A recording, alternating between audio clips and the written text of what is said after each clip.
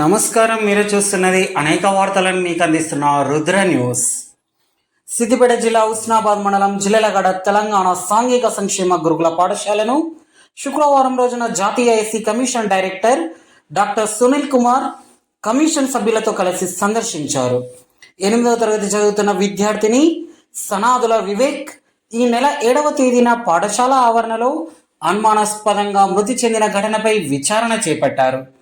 జిల్లా collector, CP, అదనపు కలెక్టర్తో కలిసి ఏసీపీ సంబంధిత అధికారులు మరియు బాధిత తల్లిదండ్రులను, తరగతి విద్యార్థులను విచారించారు. అనంతరం SC commission director Sunil Kumar మీడియాతో మాట్లాడుతూ విచారణ నడుస్తుందని, పూర్తి నివేదిక ఇవ్వడానికి 1 నెల రోజుల సమయం పడుతుందని అన్నారు.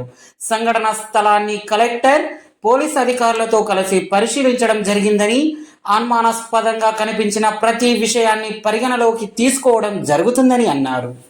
విచారణ అనంతరం దోషులను నిర్ధారించి రాష్ట్ర ప్రభుత్వానికి తెలియజేస్తామని అన్నారు. ఈ సందర్భంగా జిల్లా యంత్రాంగానికి పలు ఆదేశాలను జారీ చేశామని, తీసుకునే చర్యలను గురించి వారంలోగా తెలియజేస్తామని తెలిపారు. అలాగే ఎక్కడైనా లోటుపాట్లు ఉంటే తప్పకుండా క్రమశిక్షణ చర్యలు తీసుకుంటామని అన్నారు. ఈ సందర్భంగా అక్కడే ఉన్న విద్యార్థిని తల్లిదండ్రులు లావణ్య సత్యనారాయణ న్యాయం చేయాలని కోరుతూ SC commission director Sunil Kumar కు వినతి పత్రం అందజేశారు.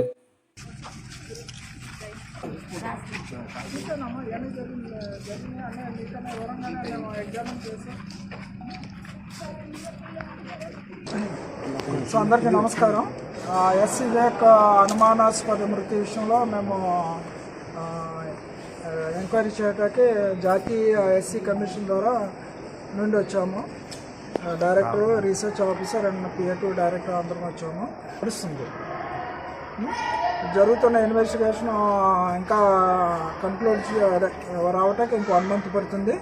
ఈలోపు కలెక్టర్ మేడము మేము అంతా మొత్తం జరిగిన ప్లేస్ని విజిట్ చేయడం జరిగింది. మేము కలెక్టర్ గారికి కూడా కొన్ని ఆదేశాలు ఇవ్వటం జరిగింది. అటైనా పోలీస్ డిపార్ట్మెంట్ కూడా కొన్ని ఇవ్వటం జరిగింది. ఇవన్నీ మోస్ట్లీ 1 వారం రోజుల్లో తీసుకోబోయే చర్యల గురించి మీ అందరికీ పత్రికాముఖంగా మేము వివరిస్తాం జరుగుతుంది. చెప్తున్నా, ప్రతి వారం వస్తురు పోతురు, పిల్లలకి తినబెడుతురు పోతురు, కానీ హాస్టల్లో ఏం జరుగుతుంది ఏంది అని ఎంక్వైరీ ప్రతి ఒక్క తల్లిదండ్రికి చెప్తున్నా. ఇప్పటికి మాత్రం హాస్టల్ తీయద్దు. ఒక కన్న తల్లి కడుపుకోతే ఎట్లుంటుందో మీకు కూడా తెలుసు. నా ఎత్తు కొడుకు పోయింది, ఇంతవరకు కనిపించలేదు 15 రోజులు.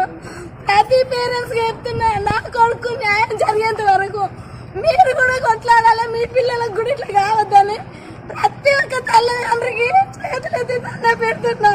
నేను ఎంత పెడుతున్నానో నాకు తెలుసు. నా కొడుకు అంత ఘాటంగా నేను కొట్టగా తిట్టగా చదువుకున్నా.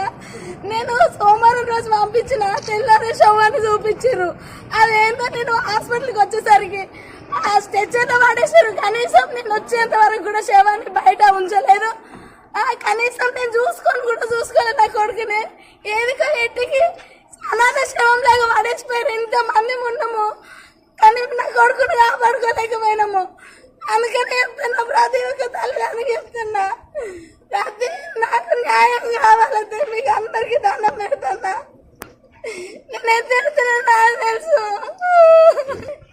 నాకు పెట్టి న్యాయం జరగాలి. మీడియా మీకు అందరికీ దండం పెడుతున్నా, నాకు న్యాయం జరగాలి. నా కొడుకు మళ్ళీ తిరిగి దానిలో